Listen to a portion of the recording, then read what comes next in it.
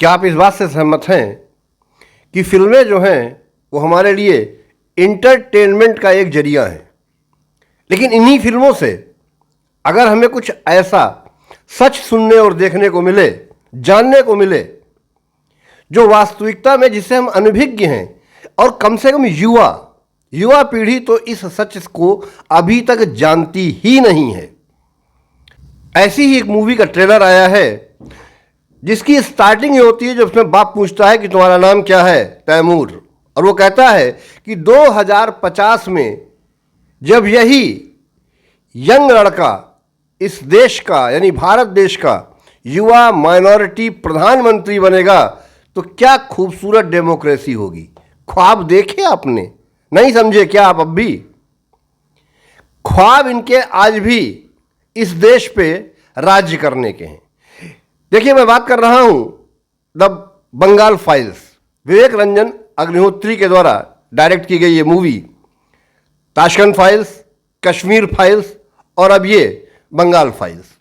उन्होंने ये चीज़ पहले ही कही थी कि अगर कश्मीर फाइल्स ने आपको हिलाया था तो बंगाल फाइल्स आपको सहमा देगी। क्यों सहमा देगी? देखिए, स्किप मत कीजिएगा वीडियो को। आज मैं सब्सक्रिप्शन नहीं मांगूंगा, लेकिन वीडियो को अंत तक सुनिएगा अवश्य। ये जो इमिग्रेंट हैं जिन्हें हम घुसपैठिए कहते हैं, इस मूवी में बहुत बढ़िया तरीके से कुछ चीज़ें ऐसी बताई गई हैं। तो पहले घुसपैठियों की बात कर लेते हैं कि ये घुसपैठिए जब 10% होते हैं तो वोट बैंक बन जाते हैं, जब 20% होते हैं तो ये अपने हक की डिमांड करने लगते हैं, और जब ये 30% या उससे अधिक हो जाते हैं तो एक नए देश की मांग करने लगते हैं। इससे तो आप भी इनकार नहीं करेंगे। ये तो भारत के कई हिस्सों में आपने देखा भी होगा। और दूसरी चीज कि आज़ादी के 80 सालों के बाद आज भी हम कम्युनल पॉलिटिक्स से ही जूझ रहे हैं, और ये सच है। एक डायलॉग जो जिन्ना और गांधी के बीच में हुआ था, मैं उसे अंत में लेके चलूंगा।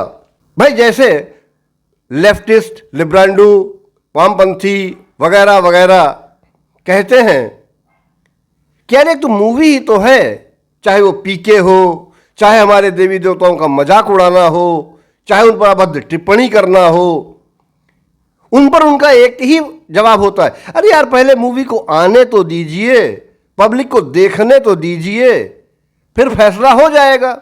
वैसे ही मैं आज कहता हूं कि इस मूवी को आने तो दीजिए, पब्लिक को देखने तो दीजिए। जनता जनार्दन ही तय करेगी कि इस मूवी का भविष्य क्या होगा, कैसी बनेगी, क्या है।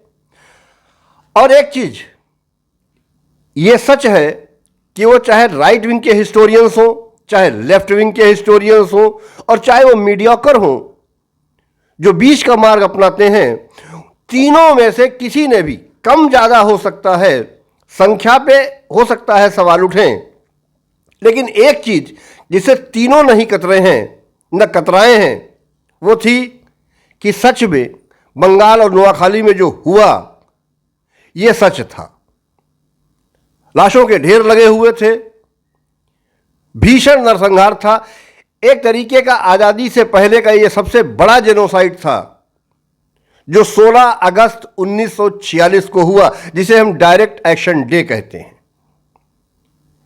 और देखना यह है कि क्या विवेक रंजन अग्निहोत्री जो वास्तविकता में घटा था उसका क्या 10 से 20% भी दिखा पाते हैं।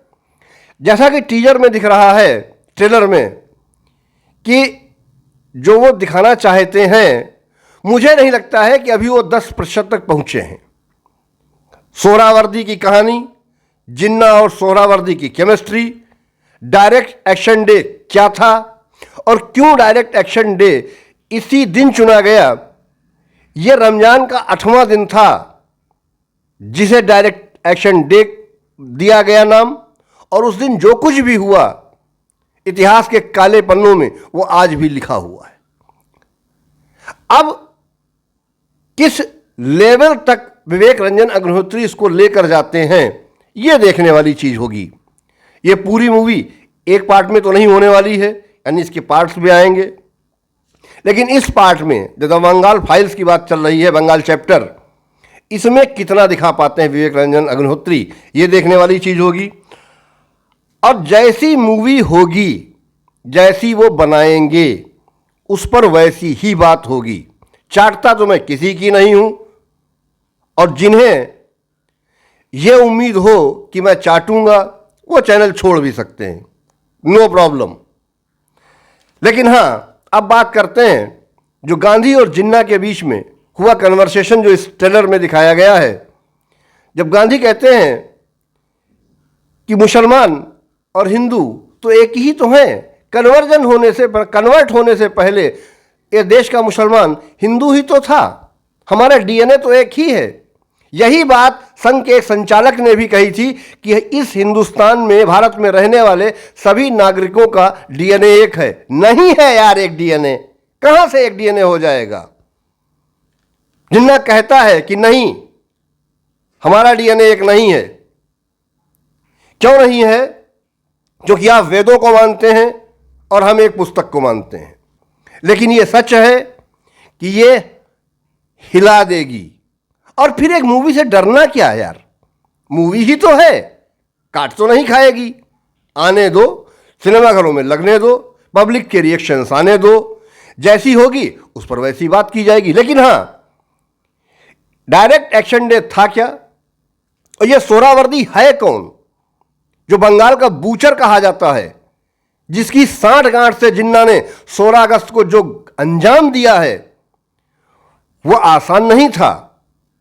वो काले पन्ने हैं, वो हमारा काला इतिहास है। और इस देश के युवा को यह जानना चाहिए, कराची उड़वाले तुम्हें वही परोसेंगे जो वो आज तक परोसते आए हैं, जिनसे उनकी दुकानें चलती हैं।